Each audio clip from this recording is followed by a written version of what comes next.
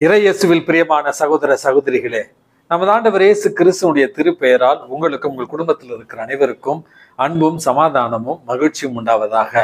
அன்புமிக்கவர்களே, ஜனவரி மாதம் 6ஆம் தேதி புனிதர்களுடைய பகுதியில ஸ்பெயின் தேசத்தை சார்ந்த புனித ஜான் தி ரீபெரா என்கிற புனிதருடைய நினைவு நாளை தான் கொண்டாடுகிறோம்.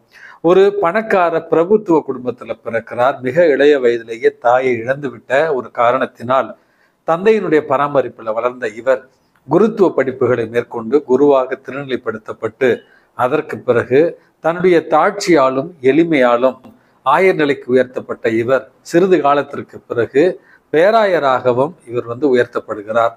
அன்புமிக்கவர்களே, பேராயராக இருந்து ஏழை எளியவர்களுக்கும் கைவிடப்பட்டவர்களுக்கும் ஆதரவற்றவர்களுக்கும் மிகப்பெரிய பேருதவியாக இவர் இருந்தார் என்றும் அதனுடைய ஒரு காரணமாகவே ஸ்பெயின் தேசத்து அரசனால் வைஸ்ராய் என்று சொல்லப்படுகிற ஒரு ஆளுநருக்கு இணையான பதவியும் இவருக்கு கொடுக்கப்பட்டது. பதவி உயர்வுகள் பெற்றாலும் வாழ்நாள் முழுவதும் தாட்சிக்கு இலக்கணமாக அதே நேரத்தில் ஏழை எளியவர்களுக்கு உதவியவராகத்தான் இந்த புனித ஜான் தி ரீபெரா வாழ்ந்தார் என்று இவருடைய வாழ்க்கையில நம்ம பார்க்கிறோம். அன்புமிக்கவர்களே, வளங்களும் ஆசீர்வாதமும் செல்வமும் இறைவன் நமக்கு கொடுத்திருக்கிற ஒரு வாய்ப்பு ஏழை எளியவர்களுக்கு உதவி செய்வதற்காக. ஆகவே நம்முடைய வாழ்க்கையில தாட்சியோடு இருந்து மற்றவர்களுக்கு உதவிட வேண்டிய ஒரு வரத்திற்காக இந்த புனித ஜான் தி ரீபெரா அவர்களுடைய பரிந்துரையால் இன்றைக்கு மன்றாடி செபிப்போம். அன்புமிக்கவர்களே, இன்றைக்கு நமக்கு கொடுக்கப்பட்டிருக்கிற நற்செய்தி வாசகத்துல திருமுழுக்கு யோவான் கைது செய்யப்பட்ட பிறகு நமது ஆண்டவர் இயேசு கிறிஸ்து தன்னுடைய பணி வாழ்வை தொடங்கினார் என்று இன்றைக்கு நமக்கு நற்செய்தி வாசகத்துல கொடுத்திருக்கிறார்கள்.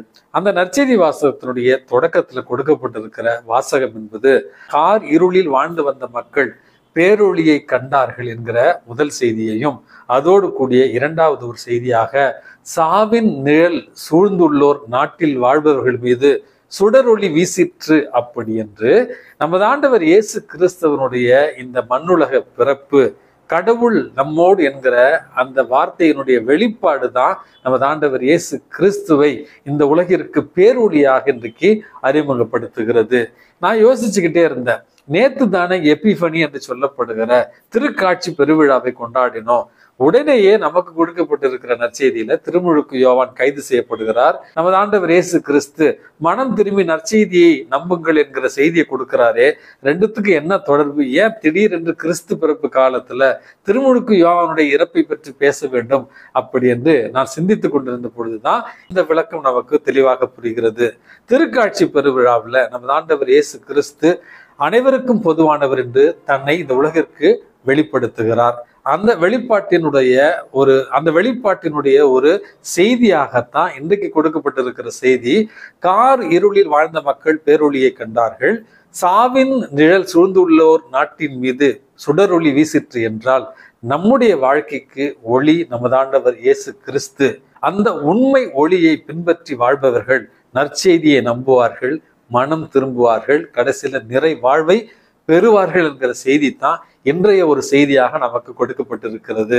அன்புமிக்கவர்களே, வயதான ஒரு தந்தை தான் இறப்பதற்கு முன்பாக தன்னுடைய மகன்களை அழைத்து, என்னுடைய வாரிசாக உங்களில் ஒருவரைத்தான் நான் தேர்ந்தெடுக்க போகிறேன், பொறுப்பை எல்லாம் ஒருவரிடத்துல தான் கொடுக்க போகிறேன், ஆகவே நீங்கள் எவ்வளவு ஞானம் மிக்கவர்களாக இருக்கிறீர்கள் என்று உங்களை சோதிப்பதற்காக இப்பொழுது ஒரு சோதனை. நமது வீட்டில் 3 இருட்டு அறைகள் இருக்கின்றன. அந்த அறைகளில் சென்று உங்களால் முடிந்தவற்றை நீங்கள் வைத்து அதை நிரப்புங்கள்.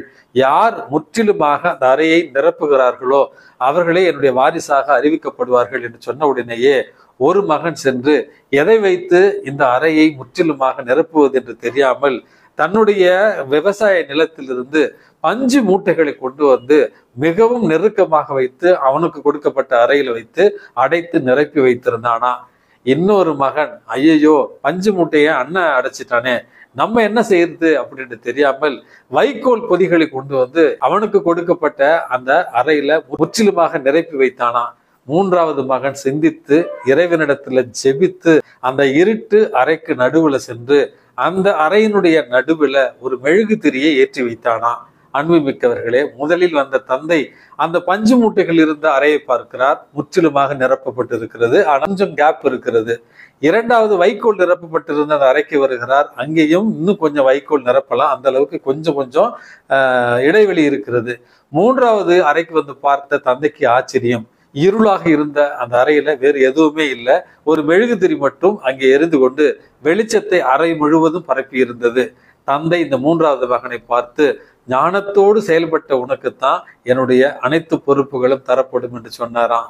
காரணம், இருளாய் இருந்த அந்த அறையில மெழுகுதிரி மூலமாக அறை முழுவதும் வெளிச்சம் நிரப்பப்பட்டிருந்தது. அன்புமிக்கவர்களே, நம்முடைய வாழ்க்கையில கூட இந்த மனித வாழ்க்கையில இந்த வைக்கோலை போல அல்லது பஞ்சு மூட்டைகளை போல பொருட்செல்வத்தையும் அல்லது இந்த உலகத்தினுடைய காரியங்களையும் நம்முடைய வாழ்க்கையில நம்முடைய இதயத்தில் நிரப்பி வைக்கிற பொழுது இந்த உலகமும் இந்த உலகம் தரும் செல்வமும் நிச்சயமாக நம்முடைய ஆத்துமாவை நிரப்ப முடியாது.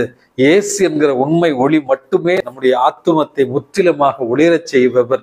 அவரே நம்முடைய வாழ்க்கையினுடைய ஒளி, அவரே நித்திய ஒளி, அவரே நித்திய பேரின்பம், அவரே நம்முடைய நிலை வாழ்விற்கான ஒரே பாதை என்பதை புரிந்து கொண்டவர்களாய் நமது ஆண்டவர் இயேசு கிறிஸ்து உண்மையின் ஒளி. கார் இருளில நம்ம இருந்தாலும் நமக்கான பேரொளி. சாவின் நிழல் நம்முடைய குடும்பத்தையும் நம்முடைய நாட்டையும் சூழ்ந்து இருந்தாலும் இயேசு என்கிற சுடரொளி இந்த கிறிஸ்து பிறப்பின் மூலமாக நமக்காக வந்திருக்கிறார்.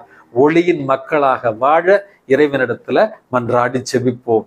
எல்லாம் வல்ல இறைவன் தந்தை, மகன், தூய ஆவி உங்களையும் உங்கள் குடும்பத்தில் இருக்கிற அனைவரையும் நிறைவாக ஆசீர்வதித்து பாதுகாத்து வழி நடத்துவாராக. ஆமென்.